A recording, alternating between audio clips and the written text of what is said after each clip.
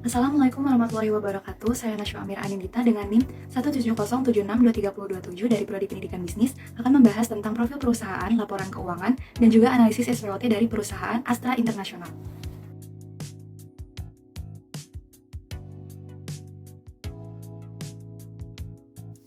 Astra International, yang merupakan salah satu konglomerat terbesar di Indonesia, yang selalu berusaha memberikan pelayanan terbaik kepada pelanggan, menghargai individu dan membina kerjasama, dan senantiasa berusaha mencapai yang terbaik.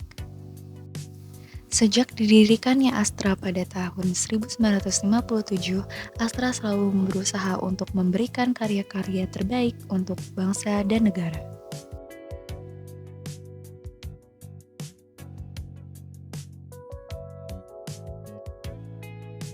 Astra juga selalu berupaya untuk menjadi salah satu perusahaan dengan pengelolaan terbaik dengan pertumbuhan yang berkelanjutan. Astra terus berkembang dan kini memiliki 7 lini bisnis yang sudah tersebar di seluruh Nusantara, yang terdiri dari otomotif,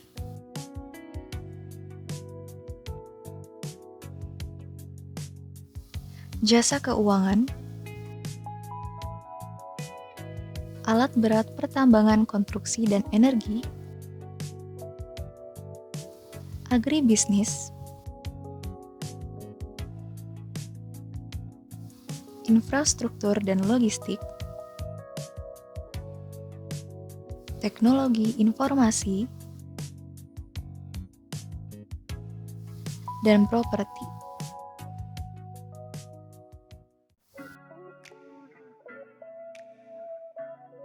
Dimulai dengan laporan laba rugi. Di sini terdapat total pendapatan perusahaan pada September 2023 adalah 78.520.000. Laba kotornya ada 15.185.000 dan untuk pendapatan operasi sebanyak 10.157.000 dan untuk laba bersih ada 8.242.000. Dari angka-angka ini kita dapat melihat bahwa PT Astra International memiliki kinerja keuangan yang solid pada kuartal September 2023, meskipun ada sedikit penurunan pendapatan dibandingkan dengan kuartal sebelumnya yaitu 30 Juni 2023. Dan laba bersih perusahaan tetap stabil dan menunjukkan bahwa perusahaan mampu mengendalikan biaya dan menjaga efisiensi operasionalnya. Selanjutnya dilihat dari laporan neraca. Nah, di sini terdapat total aset perusahaan pada September 2023 sebanyak 442.975.000 dan total kewajiban perusahaan sebanyak 204.006.000 dan total ekuitas perusahaan sebanyak 238.969.000. Dari angka-angka ini kita dapat melihat bahwa PT Astra International memiliki posisi keuangan yang kuat pada kuartal September 2023 dan total aset perusahaan telah meningkat dibandingkan dengan kuartal sebelumnya. Ini menunjukkan pertumbuhan dalam investasi dan operasi perusahaan. Sementara itu, total kewajiban juga meningkat, tetapi total ekuitas tetap stabil, yang menunjukkan bahwa perusahaan mampu mempertahankan modal sendiri meskipun dengan peningkatan kewajiban. Terakhir bisa kita lihat dari laporan arus kas. Nah, kas yang dihasilkan dari aktivitas operasi perusahaan pada September 2023 adalah 10.145.000. Kas yang digunakan untuk aktivitas investasi pada September 2023 adalah min 18.906.000. Nilai negatif ini menunjukkan bahwa perusahaan mengeluarkan kas untuk investasi dan kas yang dihasilkan dari aktivitas pembiayaan pada September 2023 adalah 7.450.000. Dan untuk perubahan bersih dalam kas perusahaan dari semua aktivitas pada September 2023 adalah min 928. Dan nilai negatif ini menunjukkan bahwa kas perusahaan berkurang dalam periode tersebut. Dari angka-angka ini kita dapat melihat bahwa PT Astra International mengalami penurunan kas pada kuartal September 2023, terutama karena pengeluaran kas yang besar untuk aktivitas investasi. Meskipun demikian, perusahaan masih mampu menghasilkan kas yang signifikan dari aktivitas operasional dan pembiayaannya.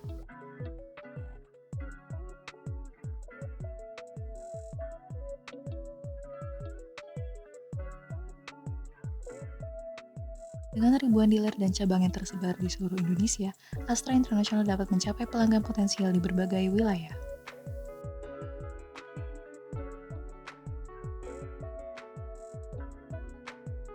Meski sektor ini memberikan sebagian besar pendapatan, itu juga memperlihatkan ketidakpastian yang signifikan terkait fluktuasi harga, ketersediaan bahan baku, dan kebijakan pemerintah.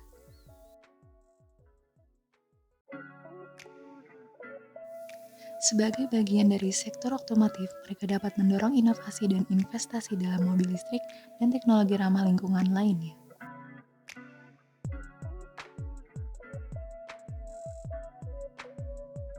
Dalam industri otomotif, perusahaan asing dan merek baru terus berusaha memasuki pasar Indonesia, sehingga mengancam pangsa pasar PT Astra.